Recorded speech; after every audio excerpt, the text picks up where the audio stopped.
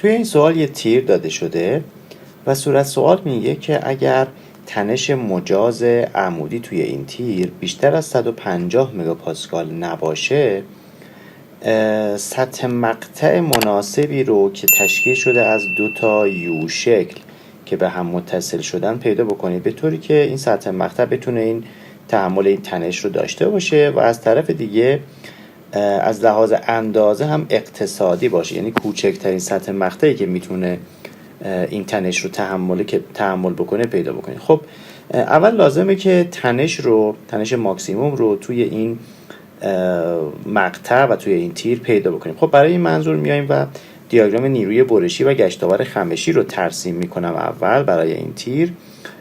پس به این ترتیب من زیر این تیر دیاگرام ها رو ترسیم میکنم. برای ترسیم دیاگرام ها نیاز به عکس‌العمل های تکیهگاه داریم. خب عکس‌العمل های تکیهگاه مشخص هست، چون تیر از لحاظ هندسی متقارن هست و از لحاظ بارگذاری هم متقارن هست. 60 نیوتن رو به پایین داریم، پس سمت چپ و سمت راست هم 60 نیوتن نیرو رو به 30 نیوتن نیرو رو به بالا خواهیم داشت. خب دیاگرام نیروی برشی رو من ترسیم بکنم. اول از سمت چپ شروع میکنم، 30 تا میریم بالا، بعد تغییراتی نداریم تا زیر نقطه B، 20 تا میایم پایین، پس این نقطه مقدارش هست 10. دوباره تغییراتی نداریم تا زیر نقطه C، 20 تا بیایم پایین، پس 10 تا میایم زیر محور، بعد مجدد تا نقطه D ادامه پیدا میکنیم و بعد 20 تا میایم پایین، پس اینجا C هست و در انتها هم که C حرکت میکنه رو به بالا. خب ماکسیموم گشتاور خمشی کجا اتفاق میفته؟ میدونیم که ماکسیموم گشتاور خمشی جای اتفاق میفته که نیروی برشی 0 باشه. پس ماکسیموم گشتاور خمشی زیر نقطه C هست و از لحاظ مقداری هم یا نموداری هم به این شکل خواهد بود. یک نمودار با یه شیب زیاد، بعد شیب ملایم میشه، بعد شیب کمتر و بعد به سمت 0 میره. ماکسیموم گشتاور اینجا خواهد بود توی نقطه C. خب مقدار ماکسیموم گشتاور رو میتونم پیدا کنم با استفاده از حساب کردن مساحت این سطح. طول تیر رو گفته 4 تا ممیز 675 هزارم هست، پس هر کدوم از این سکشن ها یا قسمت ها ممیز 675 هزارم هست. خب مساحت این دوتا مستطیل رو حساب کنم. M ماکس میشود C ضرب در ممیز 675 به اضافه 10 ضرب در ممیز 675. خب ام ماکس رو اگر حساب بکنیم مقدارش میشه 27 کیلو نیوتن. 27 کیلو نیوتن متر، این ام ماکس. خب حالا بریم تنش رو حساب کنیم برای این سطح مقطع. سیگما برابر با ام سی آیو. میدونیم که تنش مجاز رو توی صورت سوال گفته برابر 150 مگاپاسکال هست.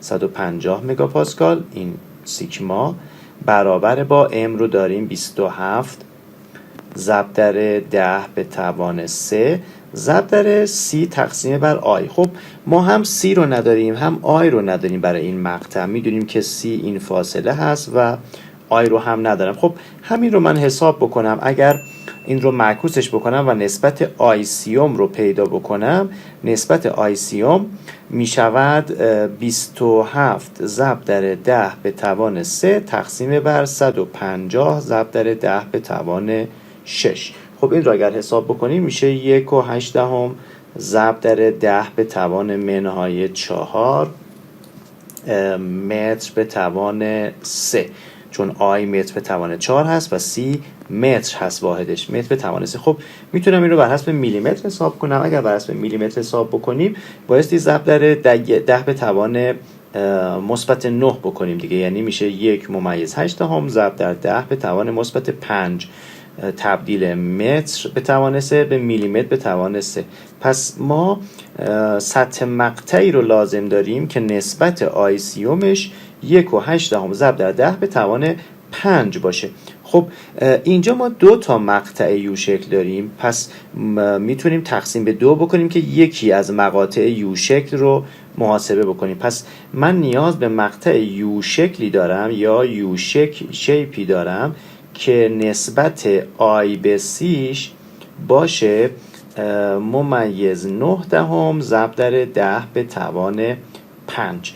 ممیز 9 دهم ضرب در 10 به توان 5 میشه 90 میشه 90,000 میشه 90,000. پس ما آیسیومی رو میخوایم که مقدارش بیشتر از 90,000 باشه. خب میام توی جدول استاندارد برای یو شکل نسبت آیسیوم آی رو ما اینجا داریم، سی میشه نصف دی و آیسیوم در اصل مقدارش رو با اس نمایش داده شده که اس در این جدول ها نسبت آی به سی هست، واحدش هم 10 به توان 3 هست. یعنی من آی به سی رو میخوام که مقدارش از 90 بیشتر باشه، 10 به توان 3 هم واحدش هست. خب از 90 اگه بخوام بیشتر باشه من میتونم بیام و اینجا اگر نگاه بکنیم مقدار برای این ستون مقدار 94.7 رو دارم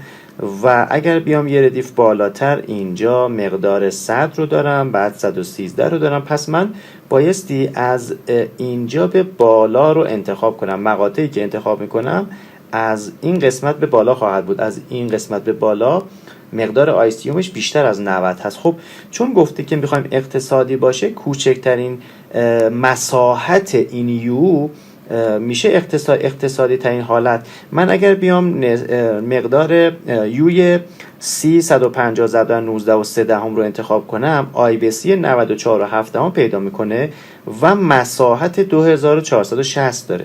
اما اگر یه پله بیام بالاتر و 380 ضرب در 14 و 6 دهم رو انتخاب کنم، مقدار آی به سیش 100 یعنی از 90 بیشتره ولی مساحت کوچکتری داره. وقتی مساحت کوچکتری داره یعنی وزن کمتری هم داره. پس من پاسخ مسئله رو به این ترتیب ارائه میکنم، میگم پاسخ مسئله انتخاب یوی هست با شماره سی 180 ضرب در 14 و 6 دهم. این یو اگر انتخاب بشه یا مقطع یو شکل اگر انتخاب بشه، اولا نسبت آیسیوم بیشتر از 90 داره، ثانیاً در حالت اقتصادی خودش قرار داره.